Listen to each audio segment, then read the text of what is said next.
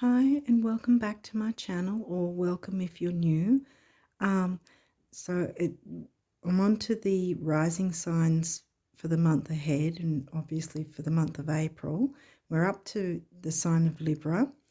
And before we get into it, the first four decks, if you aren't familiar with these readings that I do, the first four decks are the astrology, where we take a look to see what energies might be helpful for you to work with to navigate the month ahead according to your birth chart from Libra rising. And so the first four decks are about astrology, and then the last three are regular oracle decks. And I'll have them all itemized in the description box anyway if you're interested in looking at each deck or whatever.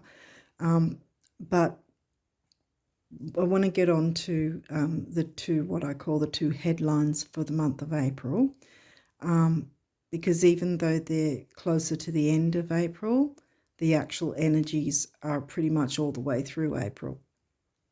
And that is Mercury retrograde and the eclipses. And again, I say the eclipses even though only one of them is in this month and the other one is in May, early May. The first one is the new moon eclipse, which will happen on the 20th. The very next day is going to be Mercury retrograde, the day after the new moon eclipse. And then around 2 weeks after, in early May, the full moon eclipse will be happening as well. So if you're not familiar with these readings in my channel, whether it's the retrogrades or the eclipses, there's not just the specific time that the event is actually happening, but there's a time frame before it and after it where you'll still feel those energies as well. And so you'll still be having to maneuver and work with those energies on either side of the actual event. So there's the pre-shadow for Mercury retrograde, then Mercury retrograde, then the post-shadow. So with Mercury retrograde, it'll be around about 2 weeks either side of the actual retrograde time frame. And since it's going retrograde on the 21st, that'd be around about the 5th to the 7th that the energies from Mercury retrograde will start, around about the 5th or the 7th of April. And then, of course, it'll be stationed retrograde. Mercury will be stationed retrograde on the 21st. And then, of course, after the actual retrograde couple of weeks or so that it has, then there's another 2 weeks after that, which will be through in May. So you'll still be feeling those effects, like the post-shadow of Mercury retrograde in May. And with the eclipses, that's a more powerful, strong energy. And so you will feel the effects of the eclipses for at least 3 months either side of the actual eclipse event. So that's why I say the eclipses, because you've got the new moon and the full moon eclipse, and we're really feeling the energies even before April with both of the eclipses, new moon and full moon, even though they're that far away, because you can get hit by an eclipse, as I call it anyway. You can get hit by an eclipse if you're not prepared around about 3 to 6 months prior or 3 to 6 months after the event. But generally speaking, it's at least 3 months anyway, either side. So what that means is there's a lot. See, this is the thing, because I've kind of been having this bit of a, I don't know if you call it a spiel or whatever, with each of the videos for this month, because I think it's kind of important to know, because a lot of the time people will go, oh, Mercury retrograde, and kind of, oh, don't sign contracts, don't do this, don't do that, and everything seems so negative. But if you're in some sort of situation, I keep using the analogy of if you've got a broken down car that can't be fixed and you need to either get a loan or buy a new car, or a house where there's too many difficulties and the best possible solution would be to move house or relocate somewhere else, buy a new house. But but you think, oh, well, I can't do that because of Mercury retrograde. Well, no, because that's exactly what Mercury retrograde is supposed to be used for. That's what it wants you to use those energies for, to improve your quality of life for yourself and others. The only way it's not going to work, or the only way to work against you, is, say you just want to get a Ferrari or a Rolex watch, or I don't know what else, or some sort of expensive bag or shoes or whatever, just for the sake of status. That's not going to work. And quite possibly, if you got a car just for the sake of wanting to get a nicer car when you really don't need it, that new car might have mechanical problems constantly, and so you'll be ending up buying a lemon in that sense, which can happen in a Mercury retrograde as well, because it's all about reassessing, renewing. You can even renegotiate contracts even. So hiding away from not signing a contract is kind of silly in a way, because as long as you're reading all the fine print, and if you don't understand something, ask someone to help you walk through the contract, or shop around and see if there's a better contract, and make sure there's all the fine print, or the any small details aren't left unnoticed, sort of thing, so that you know what you're going into, and then you can decide if you want to sign that contract or not. But the bottom line is, Mercury retrograde wants to help you improve your life. So it's like almost like a friend who wants to go with you, looking for the perfect car for you, or looking for the perfect house for you, like shopping for a house or a car or whatever it is that you want to do. It's like that. Mercury retrograde can be your friend. It will support you if it's the things that you need to end in some way that are difficulties, so that you can move forward and have a better life, a better quality of life. And the same, in a way, is with the eclipses as well. The only reason that they can be difficult and powerful is if there's something you're hanging on to or clinging on to, something or someone even, or a situation of some kind where if you're honest with yourself, hey, this is not really good for me, this isn't working, not letting go is going to mean that the eclipse energy is going to pretty much say, well, if you're not going to do anything about it, I will. And then it unceremoniously pulls the carpet from under you, and then you sort of feel like there's an earthquake underneath you, swallowing you whole into the center of the earth. It's terrible.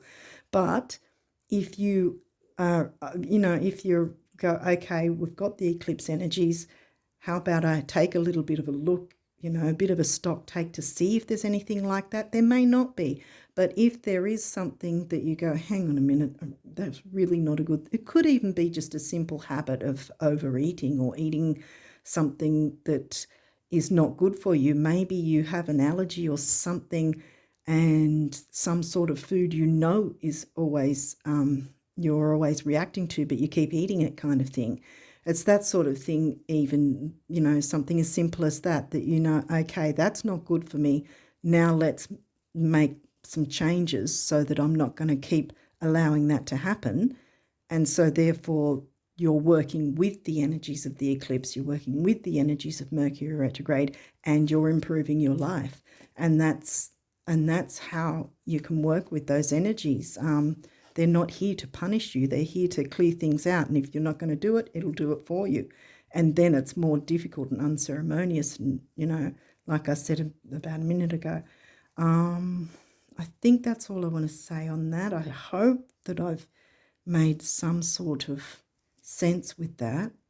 But yeah, it's like you don't want to be, say you're driving a car that can't be fixed anymore because it's just too old, or too, it needs too many repairs or something, and the best possible way is to get yourself a car or get a loan for a car. You can't then go, well, I'm just going to continue driving around a dangerous car and putting myself and others in danger because Mercury's retrograde and I don't want to sign a contract. You know what I mean? So it's sort of like Mercury's there going, let's go car shopping. I'm here. Use my energies kind of thing. That's what it's doing, you know. Hopefully I've made sense. Anyway, let's get going. I don't know how long I've spent on this, but hopefully you guys are still with me and haven't unsubscribed. Yeah, new moon. Wow. I was just talking about the eclipse energies, and look, new moon. That's great. And I remember when I was jumping into the guidebook, when I used to jump in the guidebook a little while back, this is very good. That's very good energy. And a new moon's always about new starts, new beginnings, good energy. And yeah, so I think we're off to a really good start for you guys. Libra risers. 4th house. What's in your 4th house? I think that's Capricorn. 4th house is home, family, themes, Cancerian themes. Yeah, and it's Capricorn. Taurus. Well, Taurus would be in your, not 2nd house. Taurus would be 8th house, yeah. Yeah, because Scorp would be your 2nd house. 8th house, Scorpio themes. Not Scorpio for you. Oh, that's Taurus. Yeah. Gemini.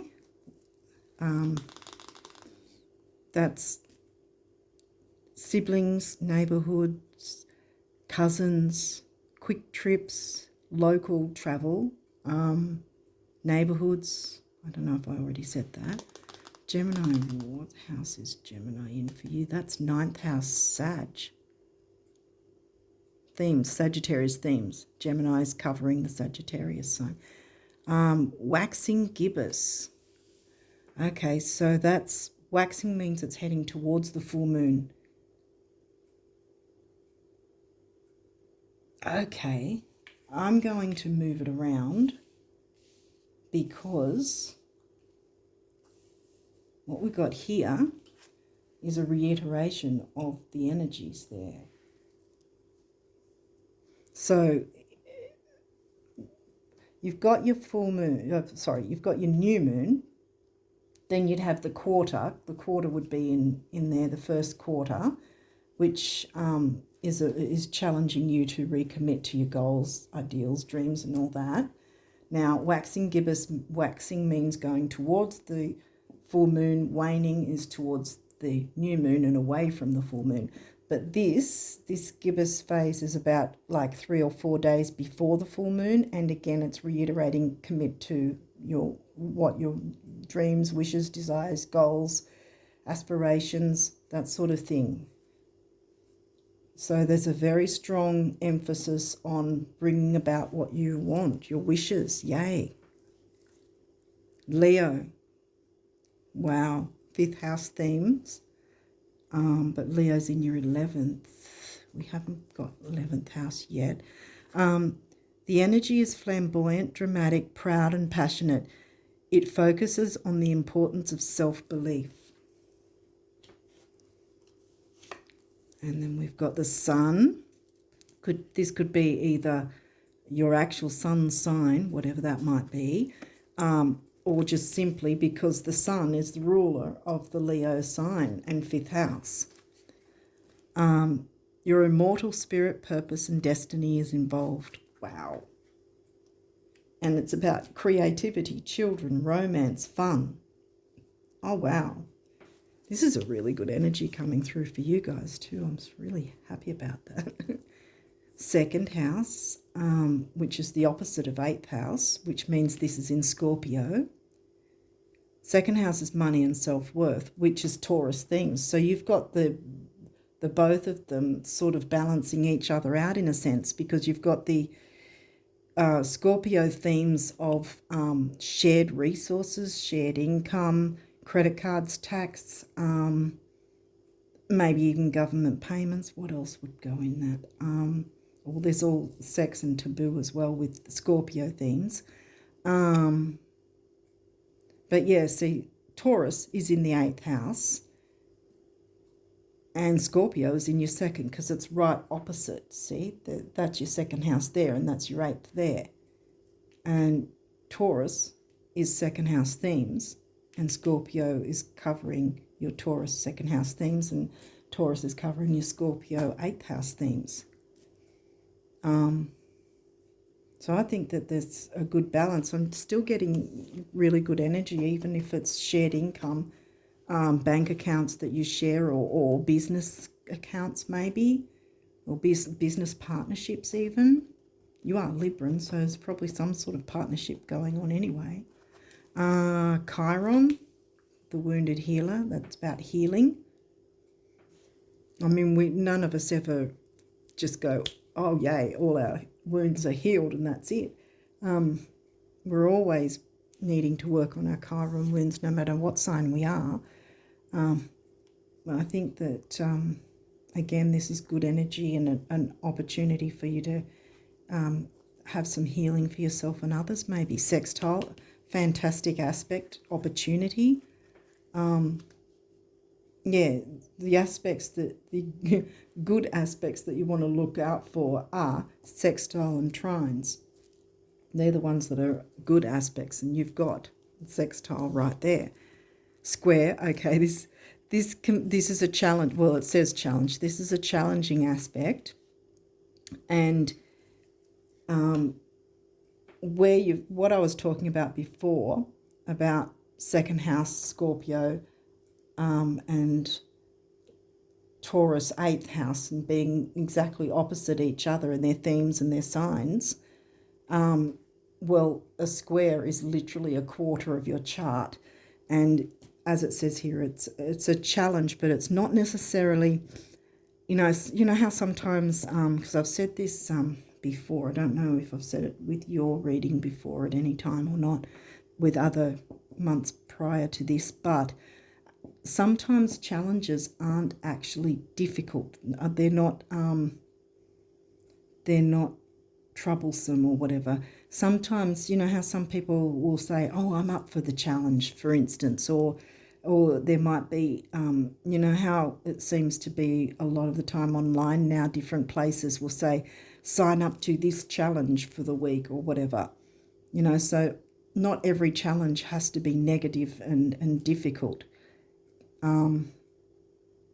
And I'm not, even with the square, I'm still not getting a negative from this. 1st house, that's your rising sign, self, how the world sees you, the first port of call, so to speak, how the world views you, like they see you, you're Libra. North Node, destiny, yep. Now, didn't we, yeah, here, destiny again, sun, which could be about creativity, 5th house themes. Leo is not 5th house for you, it's 11th. So there could be something about your 11th house, even though it hasn't yet come through. I don't know if it will, but 4th house, home and family themes came through with Capricorn. Capricorn's the ambitious boss-up sort of energy. Which isn't, it's not a dirty word. Ambition is not a dirty word. And perhaps that's what needs to drive you. Because look, you've got your North Node, destiny, bam. Capricorn in your 4th, home and family. So there might be some sort of Capricorn ambitious theme that's going to benefit you and your family. Trine. What did I said before, the 2, and you've got them both. The two good, if you want to put it in that aspect, that way, the 2 good aspects, you've got both of them, trine and sextile, flow and opportunity. And I don't think you need to worry about that square. I think that it's reiterating the idea of challenging yourself with those energies specifically of Taurus and Scorpio with 2nd and 8th house. Some sort of challenge to balance, because you're Libran. You know all about balancing. I'm not telling you anything you don't know. But yeah, you can do that, you know, focus on that to move towards your North Node. Enjoy the ride still, because it's going to involve creativity as well and fun. Might have something to do with your sun sign as well. There might be something aspecting your sun sign, and your ascendant being Libra rising. And see also what sort of activities going on with second house, eighth house, and fourth, and of course your first house as well. Well, second house, yeah, I've already said that.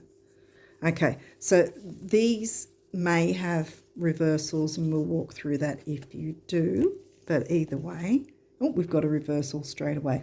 Venus, it says beloved. Now, again, it can be that you're blocking the abundance that Venus can provide. Venus is your ruling planet. See, first house, Libra rising, Venus being the ruling planet of Libra and Taurus. And I think that might be where the square comes in, because it's going to be, in a sense, a challenge for you to turn that around. It doesn't have to be a negative thing. It doesn't have to be hard, difficult, whatever. Perhaps it's a bit about self-worth, because Chiron's here to bring in healing. And I always sort of narrow down Taurus and second house to be money and self-worth. So there's a lot of money, self-worth deal going on here, and bang, money, self-worth right next to Chiron. But you've got these easygoing energies. And I think, again, I reiterate that this square is more about the challenge to balance those energies, to open up to healing, to open up to having a bit of fun and enjoyment, so that this turns around, you get the abundance of your ruling planet for your rising sign, because the other energies are flowing really well. What else have we got here? Scorpio, well, that's upright. It says investigate. Yeah, there might be a reason that, again, investigate what's going on with second and eighth house, because I keep reiterating that more so than the fourth with Capricorn. Because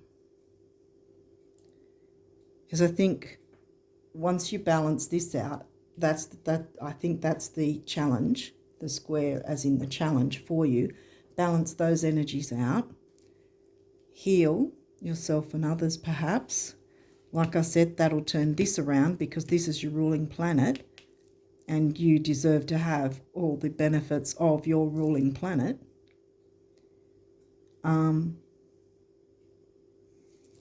So investigate how you can balance those energies out where possible. And this is also probably also with all the energies of the Mercury retrograde and the eclipses, because might be a chance for you to investigate and take a look, take a stock take in a sense of what's going on in your life, what might need to stay, what might need to go, to make room for the new.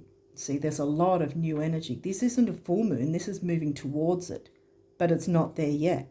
And right until like an hour before the full moon, it's still that new moon energy, bringing in the new, bringing in the good.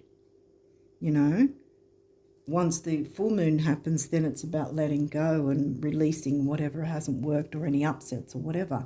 But this energy that you have is the good new moon stuff, the new starts and everything. Change, there you go. Don't fear change. Uranus likes change. Uranus thrives on change. Uranus is the Aquarius ruling planet. Did we get 11th house anywhere? No, I don't think so. But yeah, we can always take on those energies, even though we are not that sign. Even if we're not that sign, we can still take on the energies of the other signs. And in any case, we've got all the signs in our chart anyway. 11th house is Aquarian themes, ruled by Uranus. Aquarius is in your chart somewhere. Where's Aquarius for you? I think that's 5th house. There we go again. Leo themes. Because 5th house is the Leo themes, and 5th house is governed by Aquarius for you. So there we go again with the connection. Don't fear change, because change is going to bring you opportunity to feel beloved, to love and be loved in whatever form that is, whether that's friendships, romance, family. You can have that turn around in your favour. Cancer, immerse. Now we had 4th house, Cancerian themes, home and family. Was it anywhere else? Where's Gemini? 9th, right? Yeah, 9th. Yeah, 9th. Yeah, I think, again, it may not be like who you reside with, your family that you reside with, or blood relatives. It might be those who feel like family. It might be your children. It might just be the whole idea of immersing yourself in a family-like setting. But look, we started off with these energies. I know that came through further along, but that I put them together so that you could see how it's, you know, how it goes along in the moon phases. But in between there, like I said, there'd be a square, and all the square is after a new moon is getting you to recommit to your goals, your dreams, your ideals, your ambitions. Capricorn, 4th house. And ambitions can be anything. And it's not, like I said, ambition does not need to be a dirty word, you know. We can be ambitious about a lot of things. Hopefully this has made some sense to you, but I think, yeah, there's definitely the 2nd and 8th house connection there, and Cancerian themes has come through as well. So there's something about family, or those who feel like family. You're moving towards your North Node. There's a lot of easygoing, easy-flowing energy, so you've got nothing to worry about. You can have the chance to heal some Chiron wounds and or help others as well to perhaps heal, you know, all of you together. Love and be loved. Bring in some creativity, romance, fun. Yeah. Okay, I think I've covered it as best I could, hopefully. Hopefully it makes sense. So let's have a look for you Librans. See what the numerology's got to say for you guys for the month of April. Libra risers, what do they need to know with the numerology? Whoa! Oh, one went flying. I think it was one, maybe two. Okay. Just going to have to go and chase that up. Hang on a second. There's two.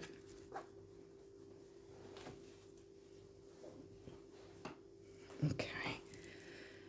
So, which way do these go? Sometimes I have them upside down. I don't know what I'm doing.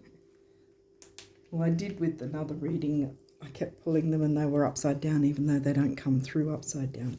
Okay, so 1, new beginnings. Yes, new beginnings. Exactly. And that's your base chakra. It's all about self-worth. Taurus, 2nd house themes as well. Self-worth. And number 1 is, well, it can be vitality. And I always like to say personal power. Strength in the sense of personal power. And look, strength in tarot is always, or usually, often anyway, depicted as a lion in the strength card in tarot. Rebirth, boom, yeah, here we go again. And again, you've got your 1. 6 on its own is temporary opportunity. I always say it doesn't necessarily mean it's never going to come back. It just means you've got it now. Rebirth, new beginnings, rebirth. Wow. And this is the throat chakra. And there's your red again with self-worth. Maybe sing. Doesn't matter if you do or don't have a good singing voice. Sing in the shower. Or if you read books, read it out loud so that you're using your throat chakra, or have a huge belly laugh, so that you're, loud laugh so that you're using your throat chakra. Patience, yeah, there's going to need to be some patience, yeah, of course, because like we said, there's a bit of a challenge to try and balance the energies, and 2 is about relationships, and that's your sacral chakra, which is about creativity.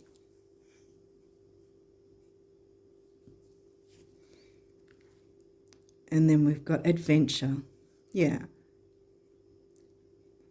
And that's a healing colour too, right near Chiron as well. Master numbers, and 1, 5 means freedom. You got 2 of them, master number of, freedom. And 5 and 5 together is 1. There you go again.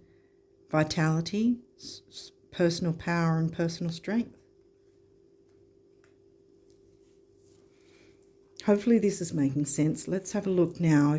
If you haven't seen these readings before, this is this deck is set out as if the universe is speaking directly to you about the subject of abundance. So let's see what abundance messages you guys can get from the universe. What abundance messages can the Libra risers get from the universe? Do you want these two? Whoa, oh my goodness. Ah, okay, that's a lot. Let's have a look. Let's have a look. I know you want that one. All right, we're putting those back, okay. All right, so hopefully I've got them all right way up. Okay, so we'll start with this one.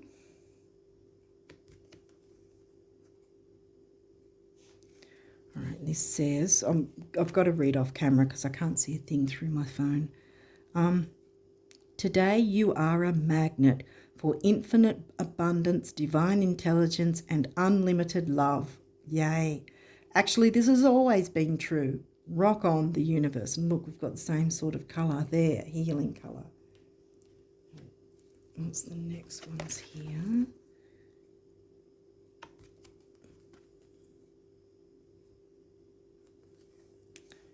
Okay. Oh, I've got a lot of Virgo. Don't like things all messy. Anyway, you wondering how would be as silly as me wondering why. I don't, and neither should you. I mean, let's not be that crazy, the universe. So yeah, you know why you want something, and the universe knows how to bring it to you. And enough said. Look, see, you've got all that new moon energy. Yay. Ball's in your court. One of abundance's many corollaries is that the brighter your light shines, the more you attract everything, moths and butterflies, at which point you begin learning what to celebrate and what to let fly on by or whom. Flame on, the universe. Yeah. So that comes back to perhaps where the investigate what needs to go, so that you've got that open space for what wants to come in for you, which is the new wonderful change. Nothing to fear. The change is going to be for your benefit. Great big ear-to-ear open mouth smiles are responsible for far more sizzling romances, salary increases, life extensions, and calorie burning than your dentists, doctors, and financial planners will ever comprehend. Show us your tonsils, the universe. So that again, that reminds me of what I just said a few minutes back about having a big belly laugh. I remember hearing or seeing, I think it was on TV at one point, I think it's either China or Japan, where they have these actual classes where you laugh, and there's nothing specific you're laughing at. You just have to laugh. Like, it's just about laughing and releasing, built up energy. And I think that's a fantastic idea. Yeah, and I think that's sort of making me think of that as well. And the throat chakra. Excuse me. Okay, so this says, you can dance with the illusions of time and space, choosing your steps based upon things and events as they now are, or you can dance with your dreams. There we go again. New beginnings, rebirth. Choosing your steps based upon things and events as they will be. And I bet you can guess which steps will perpetuate today's illusions and which ones will change everything, change again. Shall we? The universe. The universe is asking you to dance with them. And so you shall. Oh, yay.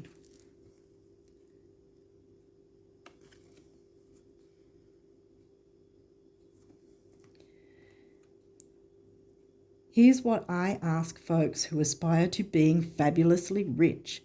Couldn't you just pretend you're a multi-millionaire, right after you're done pretending you're not? It's all pretend, the universe. Yeah, exactly. So mind over matter, you've got this. You really do. You've got all this new energy coming, new beginnings, rebirth. Have patience with those energies of Mercury retrograde and the eclipses. You can use them to your benefit. Yes, we're all of us, no matter what sign we are, we'll all have to be a bit more careful with communication, sending and receiving, and making sure our emails or text messages or any posts or whatever on social media that we've got, that we've got them written the right way, and that this, say something like the spelling predictor hasn't changed your words and then someone takes something the wrong way because you've misspelt something because the dictionary predictor has done it. But yeah, it's as long as we know, okay, we've got to be a bit more aware of our communications. We've got to read any documentation more thoroughly, contracts, whatever. But it doesn't mean you should completely avoid signing contracts at all. It just means be very thorough with it for now, because it's more important with the retrograde and the eclipses. And you've got all this good energy, and you've got you've got trine and sextile, so it's all in your favour. Yay. Well, this is fantastic energy. Yeah, go for your dreams. Don't you hold back on those dreams. And that's why I turned this around, because I feel you're going to get abundance coming in as well, in all sorts of ways. Get your mind working on pretending. That's the whole point. It is all pretend, because it's about your perceptions.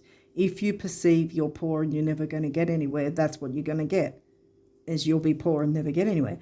But if you perceive, I am meant for more, good things are coming to me, I am enjoying my life is abundant, my life is joyful, happy, prosperous.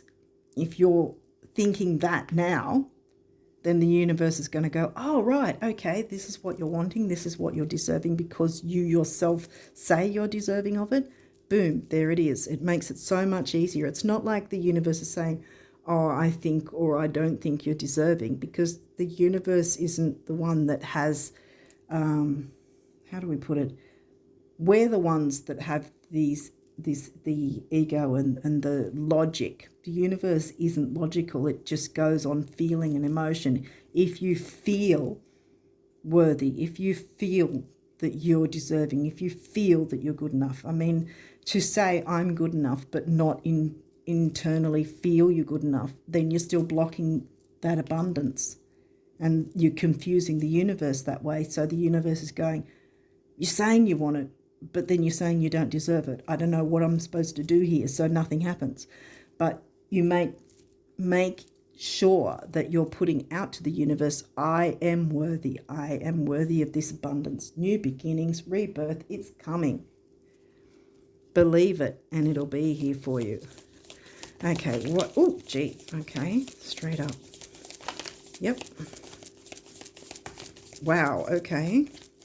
Well, we've got quite a few messages from the guardian angels for you guys, it would seem.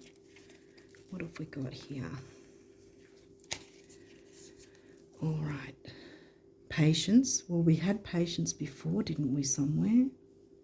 I think we... here, yeah. Patience. Patience is required at the moment. You may feel things are not moving as fast as you would like, yet there is a lot going on energetically. Yeah, a lot's going on behind the scenes. So trust in that, believe in that, and work with it.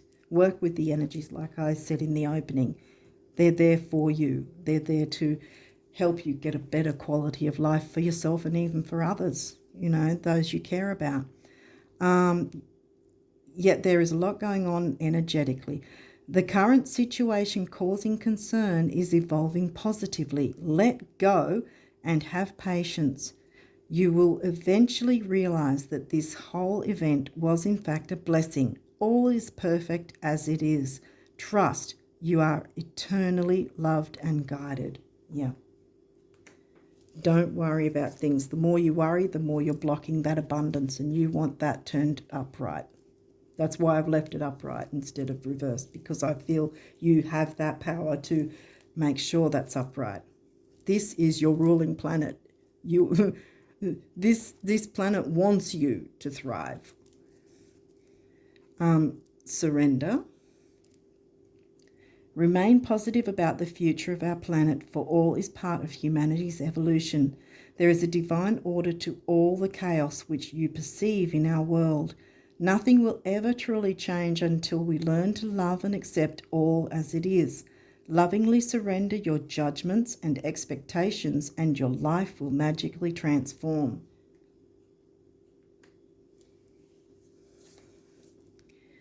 Expression. That reminds me of the Leo, 5th house Leo themes again. Obviously Leo's not in your 5th, it's in your 11th. Expression. Express how you feel, clearly, lovingly, and honestly, without fear or judgment. Say it exactly like it is. All will be resolved when you express to others how you truly feel, which again, it will be very important for self-expression with the Mercury retrograde, to make sure that you're putting across your thoughts and feelings clearly. There's no ambiguity with yourself or others. Make sure that others are being clear with you as well. And if you feel they're not, ask if ask in a way where you can go, I'm not really sure what you mean by that, or I don't really understand what you mean, and just ask them kindly if they can sort of explain it a bit better or something like that, if need be. Say it exactly like it is. All will be resolved when you express to others how you truly feel. Trust in the power of life to guide you and heal all concerned. Self-expression is liberating and healing. And I'm pretty sure Chiron was, see? So there's opportunity for healing as well. by expressing yourself, because I think you Librans can be a little bit afraid of expressing yourself in case like you feel in case people will not like it. But then you're not being true to yourself in that way if you're not able to express how you're really feeling. And I think this month that's going to be a big thing, that you're going to need to do that so that you can move forward in a way that's happy for inner child. Yes. Nurture your inner child and begin to express the awesome beauty you hold within you. We live in a world where a formula exists for everything, yet love and creativity, Leo, yet love and creativity have no formula. Where are we? Yeah. Yet love and creativity have no formula. They do not need to be studied, simply nurtured. Regularly set aside some time to just play. And that's, I think, why I brought up the idea of that laughing, I don't know if they call it a course or a group, or, I mean, yeah, but you don't have to go as far as that. You can just watch some comedy show or something that you know is going to make you have a big belly laugh. And make sure that you do that and get that throat chakra working so that you can communicate clearly, and so that communication can come to you clearly too, because that's the whole point. It's not just about, okay, I'm clearing my throat chakra for myself. You're clearing the throat chakra so that the communication coming to you, as well as the communication that you put out yourself, both back and forward, comes through clearly for each party, if that makes sense. Okay, next is guardian angel. Trust. All unfolds in perfect timing. You are one with divine will. Focus only on love, and all you truly desire will manifest at the most perfect moment. Manifestation. There you go. You've got it. New beginnings and rebirth. Will manifest at the most perfect moment. Be patient. Here we go again with the patience thing a couple of times now. Be patient. I, your guardian angel, am watching over you. So you're not alone. So you don't have to worry about you have to do all this alone. You've got help. Courage. Yeah, I think you need a bit of courage. Dare to be different, to make mistakes. Create. For it is in creation that you exist. In this world of dreams that stem from the eternal heart, you are one with all creation. All is possible. Go forth and be true to yourself. Yes, for it is only through being true to you that you can be true to others. Exactly. It's the same thing. They communicate clearly, get that throat chakra working, balanced reciprocation in communication. You know that the energies of Mercury retrograde are going to really be here from around about 5th or 7th onwards. And you know we've already, even before April starts, we're already in the doorway of both the new and full moon eclipses that are happening further along. So you already are aware of these energies, and hopefully I've given you enough information that you can perhaps work with so that you can navigate through the eclipse time frame and the Mercury retrograde to your benefit. That's the whole point. I'm trying to do this for each of the rising signs, to hopefully give you guys a bit of a glimpse of what things you could focus on to navigate successfully through the months ahead, and this one being April. But yeah, I think that self-worth thing is a big deal, and you've got so much new coming in. The universe is saying, here, take it. It's yours. You know? Where was it? It was here somewhere. It's all yours.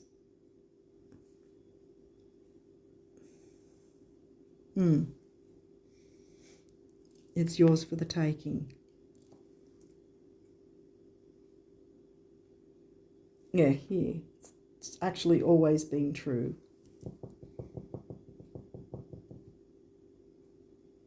Yeah, you've always had that. You've always been a magnet for all the good to come through to you. Okay, well, hopefully I've been able to make sense for you with all this. Hopefully you've got a bit of an idea of what your focus might be for April, but it's good energy for you, and I really think you can really move mountains for yourself and others, quite frankly, and have that your ruling planet showering you with abundance. You've got all that new moon energy and all the good energy coming through. So I wish you all the best of luck for April. And on that note, all the best and bye for now.